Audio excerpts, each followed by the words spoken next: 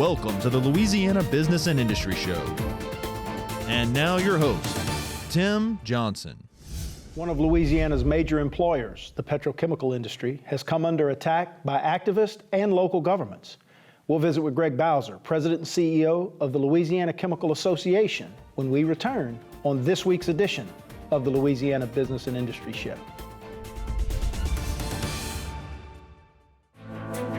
Louisiana businesses, by partnering with your local community and technical college foundation, you're guaranteed a skilled, highly competent workforce, homegrown talent, trained specifically to meet your needs, whatever those needs are.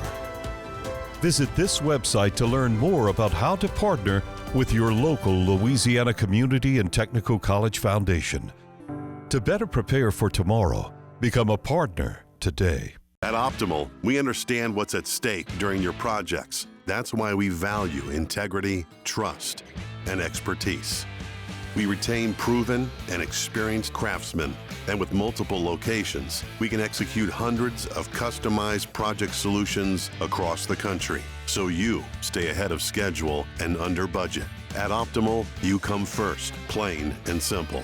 We have your back, and we always deliver. Experience the Optimal difference. Are you a licensed contractor? There's lots of good contractors in Louisiana doing work the right way, but unfortunately, too many unlicensed contractors are working outside the licensing requirements. Working as a contractor in Louisiana requires a license for the company doing the work. The Louisiana State Licensing Board for Contractors wants to help you get licensed to allow you to conduct work legally. It's not difficult to get the license. We can help you. Go to lacontractor.org for more information.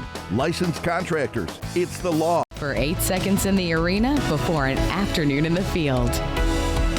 For a promise to students that honors success in the classroom.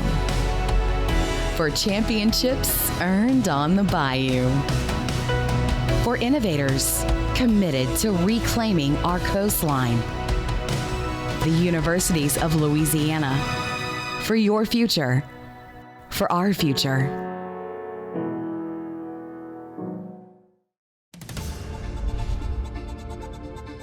Welcome back to the Louisiana Business and Industry Show. Greg Bowser, President and CEO of the Louisiana Chemical Association, as our guest. Welcome, my friend. Great. Thank you. Good to be here, Tim. I appreciate you inviting me on. Fourth appearance. So you're in the top 10 in terms of overall appearances on the show. Well, good. I know that means a lot to you. Let's talk about the Louisiana Chemical Association. A lot for us to get into and unpack here as we talk today, but just kind of give us a current state of the organization and of the industry in Louisiana. Well, the Louisiana Chemical Association, we're made up of 65 major chemical companies. That's our membership. They're located between Baton Rouge and New Orleans, Lake Charles, and some in North Louisiana. We have, at LCA, we have a staff of 10 people. We deal with regulatory issues, we deal with some public relations issues, and of course we lobby the legislature on behalf of our membership. So our industry is doing well. We have great opportunities in Louisiana. The issue is that it's also great opportunities in some of our neighboring states.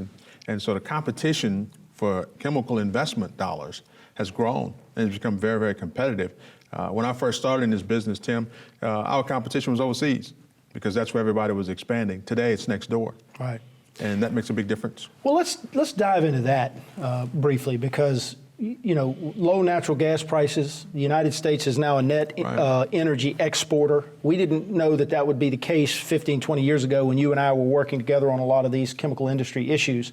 We were prepared to write the death certificate for the petrochemical industry in Louisiana 15 years ago. High natural gas prices were driving all of that investment overseas. That's correct. That's completely turned around today. And now we see opportunities in Texas and in Alabama and in Mississippi and in New Jersey. And so the competition in the United States for petrochemical industry investment is as significant as it has ever been. It is, and that's the thing that's driving what's going on. It's really strange. You have Louisiana, and we have our set of circumstances going on within our state, which looks totally different when you go to other states.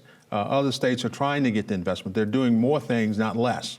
They're expanding incentives, not curtailing them, as we're doing in Louisiana. They're making it a lot easier to apply. It becomes very clear. We've kind of muddied the water a little bit, and I think part of that's because we think industry is going to be here. They have to be here. We've got the Mississippi River We've got a lot of natural resources. The problem is that the Mississippi River doesn't start and end in Louisiana. That's right. And that's a big problem. And the resources now are the same. You talked about natural gas prices. You know what's amazing is that you can be sitting in Texas and taking natural gas from somewhere in the Northeast. Right. That's the problem that we have in Louisiana. So we don't have a monopoly anymore that we once had. All of those advantages that once marked Louisiana as the place to bring this investment now are available in a lot of other places. And we'll get into that a little bit more. Let's talk about the overall impact of the industry, Greg. Jobs, economic impact, taxes. It is significant. It is one of the major players in our overall economy. Talk to me. Absolutely. Our companies employ over 27,000 direct employees. All right, and then you use a multiplier effect. And you talk about contractors and other people. The multiplier has been as low as 4.5 and as high as 8. You know, so what I like to tell people is let's pick one in the middle, 6, and you just do that 6 times over almost 30,000. That's huge. That's a huge impact. When you look at the top 12 parishes in Louisiana with respect to income, property taxes collected, what they pay their teachers, sales taxes collected, and salaries. Those parishes are all your heavy industry parishes. So that's what's driving our economy. And I think that's impressive. And it's something that we have to be conscious of as well as the competition for it. Well, and that's right. And you say be careful, you know, that we don't kill that goose that is laying this golden egg on an annual basis for us. Let's talk a little bit about, and this is something that you and I have had a lot of individual discussions about over the years. One of the things I don't think we have spent enough time on, but I think we are trying to spend more time on now, is talking about the life and quality of life improving products that this industry is responsible for. Clean water, healthier food, refrigeration, high-tech plastics, medicines, all pharmaceuticals, all of these things that the industry is in some way responsible for that help to make our lives better every single day. Address that, Greg. Well, one of the things I like to tell people is that the chemical industry, we touch your life from the time you get up in the morning until the time you go to bed, and even when you're sleeping. Because you start talking about what we make in order to make your life better. When a woman gets up in the morning and puts on makeup, that's part of it. When you brush your teeth because the toothpaste is able to be delivered to you in such a way. When you get dressed, when you tie your tie, and if you're like me, when you spill things on your tie to get it clean, that's part of the chemical process. All of that touches it. Your automobile, when you drive in a car, not even counting the gasoline, just the car itself. All of those parts start with chemistry. They start with what we make. And I think that's the big thing, is that we're accustomed to a certain standard of living here in the United States of America that's made possible largely because of the chemical plants that you see around you. Well, there's no question about that, and you mentioned a long list. If you turn on the air conditioner in your home or your car, if you go to the refrigerator, our coolants that we make, our refrigerants that this industry produces are all part of that. And it's critically important that we make that connection. Those of us who don't work in industry or around industry every day might drive by one of these facilities and they see a lot of stuff. They see equipment and gates and fences and stacks and pumps and all of these things, but they don't connect what's going on there to two things. Number one, the real live Louisiana citizens who work in that facility every single day, who are our neighbors, who go to church with us, whose kids are in school with our kids. And they don't connect them to the products that come from those facilities. Those two things are things you guys are highlighting. Absolutely. They don't connect to the end. And people need to understand is that it's more important to have people who live in the community to work in the community. And that's what we tried to do, because it just makes sense for them to be there because you understand what's going on around you and things like that. I want to spend some time talking about environmental performance as well. We come back from this break, because I think that that's one of the areas that the activists have been exceptionally active in terms of their complaints about the industry. We're visiting with Greg Bowser. He's the president and CEO of the Louisiana Chemical Association, and this is the Louisiana Business and Industry Show. Spadel's Florist was founded over 30 years ago. From my mom's kitchen, we have grown into one of the largest florists in this area. There's a sense in our community that you stick together. Good times or bad, and oil and gas is part of that family. They're my neighbors, they're my customers, They're the person I'm sitting next to at church. If oil and gas is doing well, all of our businesses are doing well. We are Louisiana Oil and Gas.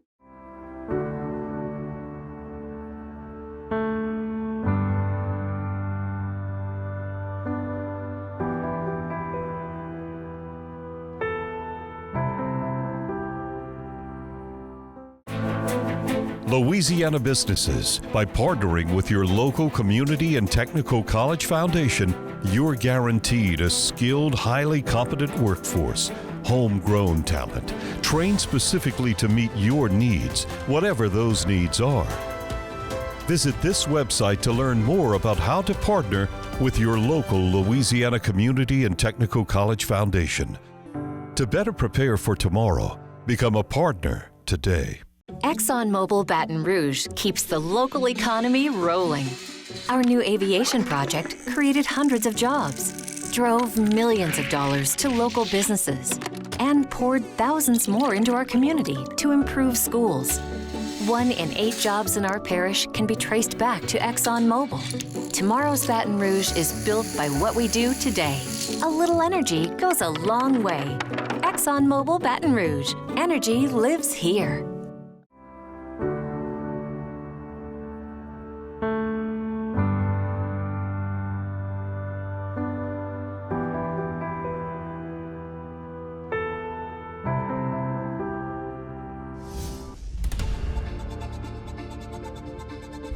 Welcome back to the Louisiana Business and Industry Show. Greg Bowser of the Louisiana Chemical Association is our guest.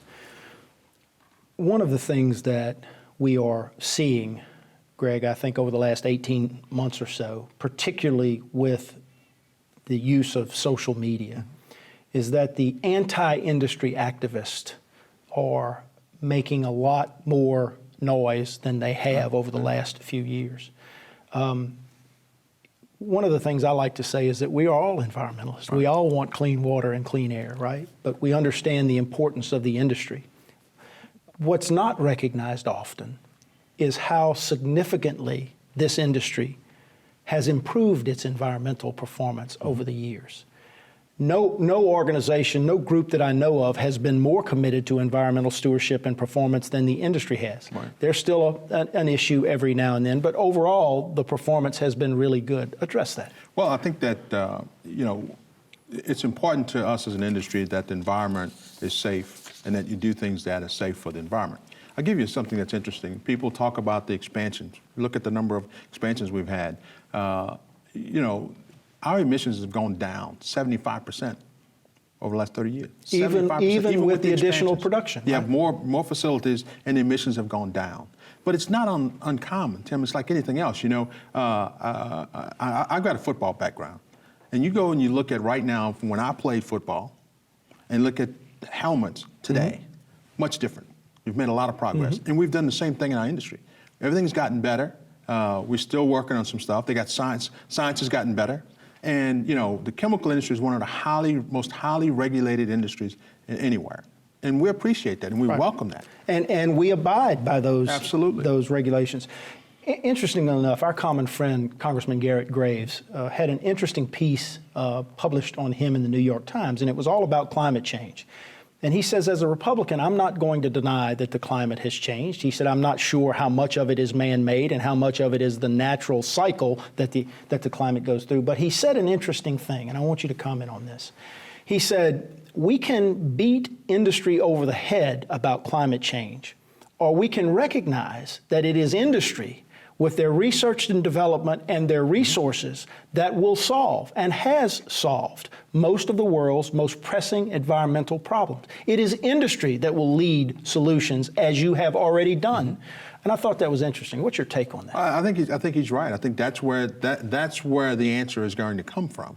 It's that kind of a development. I mean, you look at some of the stuff we're doing today versus what we did years ago. A lot of it was innovative thinking on the part of industry that drove that change, drove those things to happen. And I think that's the important thing. When you talk about regulations and climate change, what you want to do is do things that are science-based, things that really make sense. Right. And that can really make a difference. And that can make a difference, that can move the needle. And that's what we have to do. That's important for us as an industry, and it's important for us as individuals. I mean, we've got to even look at our own lives and some of the things we do that will help to move that needle. You know, one of the big issues that we hear a lot about is how much plastic is in our oceans globally. If you think about Shell and the work that they're doing, and Dow and the work that they're doing, both in research and development, both of these companies committed to real solutions in reducing the amount of plastic that makes its way into our waterways. It is significant in the amount that they're investing, but they can do that because they are profitable. If we put these companies in a situation where we're just constantly beating at their ability to be profitable, we won't find these solutions. Well, and a lot of it, Tim, you talked about science-based solutions. You take plastics as an example. Not all plastics are bad.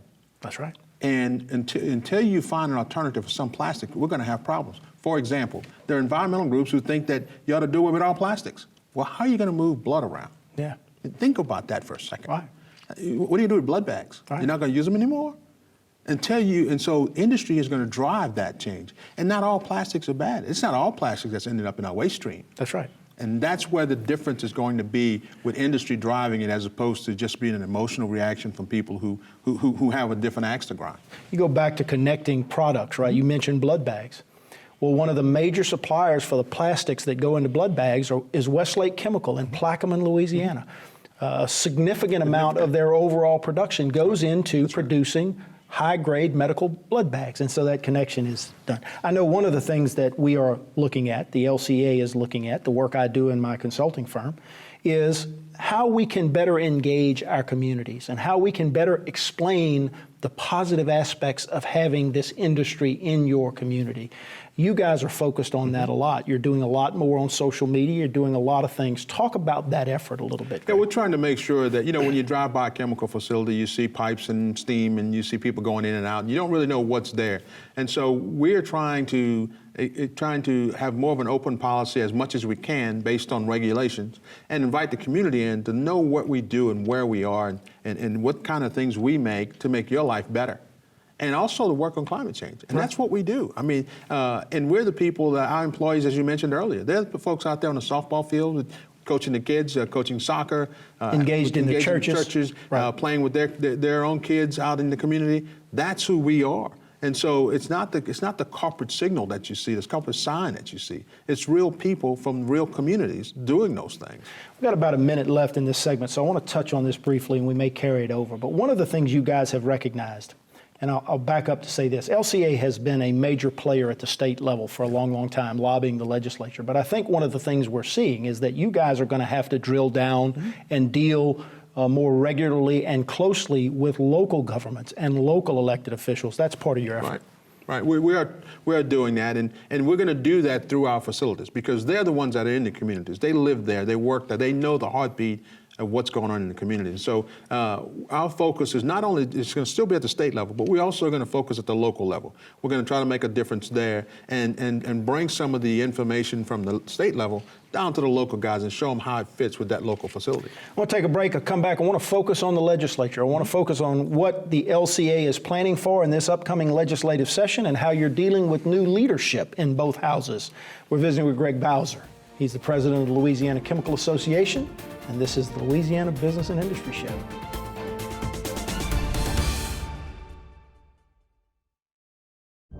Since 1919, we've designed and constructed hundreds of industrial plants, roads, ships, dams, and executed some of the most complex jobs in the world. In fact, our quality and dependability are legendary. Today, the legend continues as Brown & Root delivers engineering, construction, maintenance, and industrial specialty services throughout the U.S. and the world from our headquarters here in Louisiana. We are Brown & Root. A lot of my friends were in college and stuff, which is great. It wasn't the route for me, and financially, I know it's tough on a lot of people, so I saw welding. At first, my instinct was like, what pays the most money? So I was like, welding, that's the way to go. It made a great living for me and my family. You can always work your way up. There's multiple ladders, and really the sky's the limit. I thought I got to the max with as high as I can go with welding. As high as you want to grow, you can absolutely achieve it.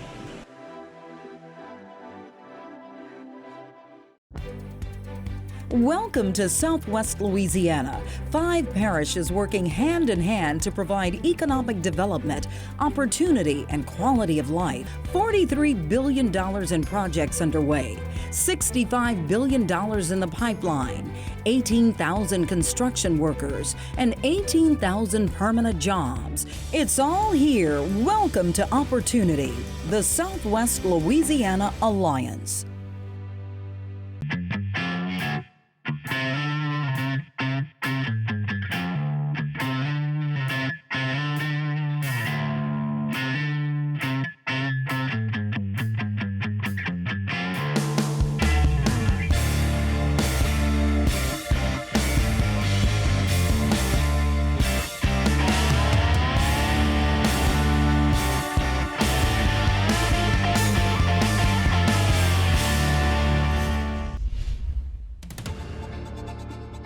Welcome back to the Louisiana Business and Industry Show. Greg Bowser, President and CEO of the Louisiana Chemical Association, is our guest.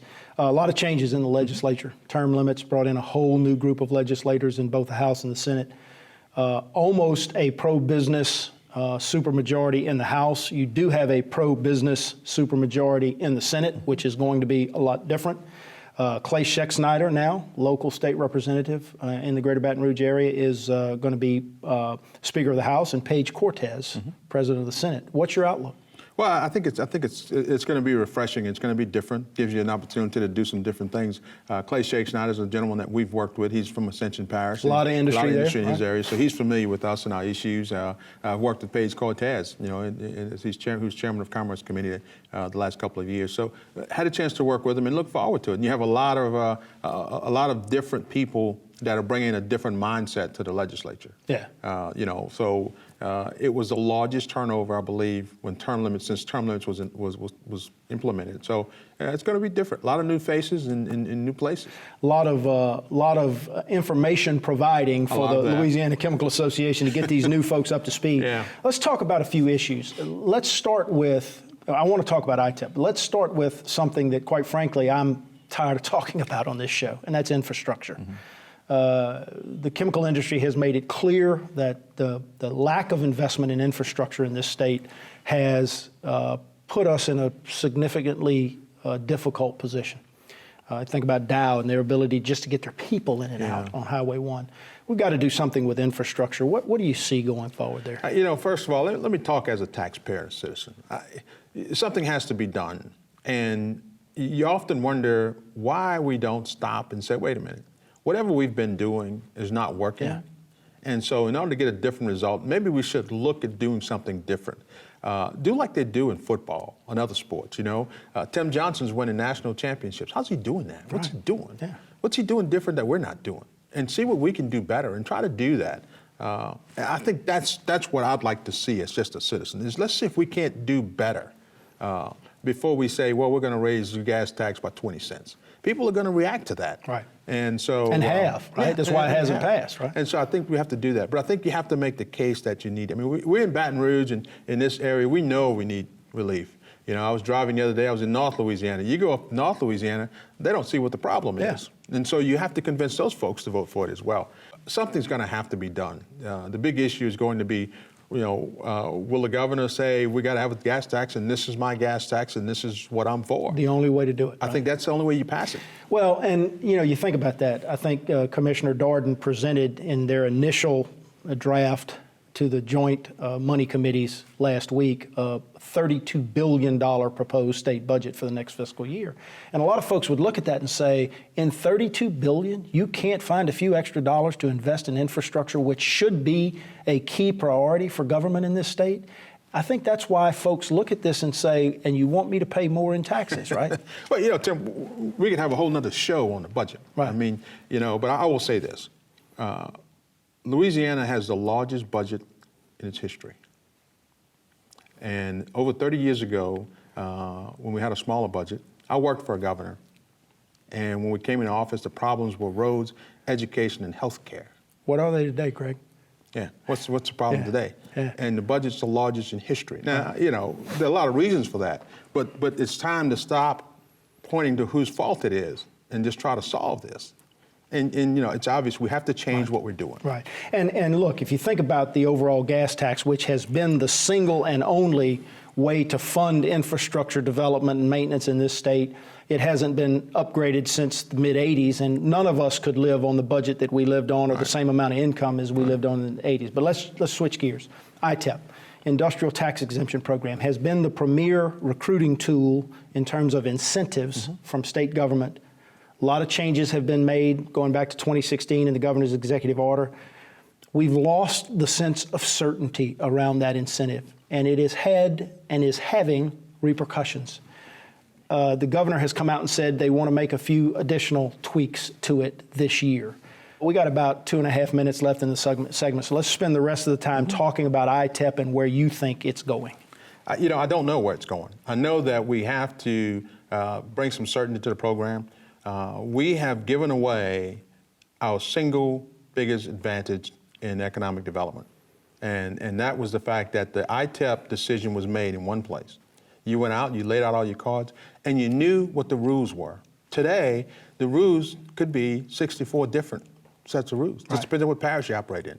I mean, just recently there was a parish that did their own negotiation, which went against DED rules. And they told the Department of Economic Development, I don't have to listen to you. The governor said, I don't have to listen to you. And that's where we are. That's where we are. And so if you're a business, you got to deal with that. 64 different parishes that you have to deal with, as opposed to before, you had one. Right, and 3 governing authorities at a minimum in each one of those 64 parishes, right? Yeah, you know, and people like to say, well, they do it in Texas. You know what? They do a lot of things in Texas. Like they have no corporate income tax. Right. They have no tax on business inputs. Right. I mean, those are the things that they have, and they've got a complicated system compared to what Louisiana had when you talk about the industrial tax exemption. But they had those other advantages. Right. We don't have that. One of the things I'm going to be watching for is this whole idea of ITEP incentivizing upgrades to facilities. And the way I lay this out, Greg, is that we like to incentivize new job creation, and everybody can see that, and most folks can get on board with that.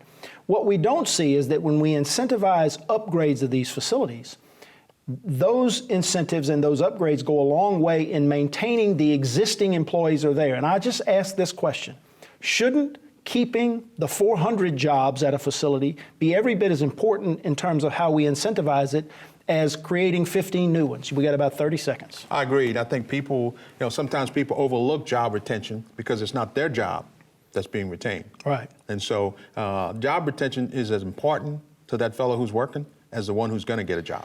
Well, listen, the Louisiana Chemical Association continues to do good work, important work in our state. Well, thank you. We'll have you back on again sometime soon. I appreciate your annual visits. Greg Bowser, LCA, keep up the good work, my friend. Well, thank you. I'm sure we'll have a lot to talk about over the next 6 to 7 months. We will. That's a wrap, guys. Thanks for joining us. Join us again next week at this very same time for another edition of the Louisiana Business and Industry Show.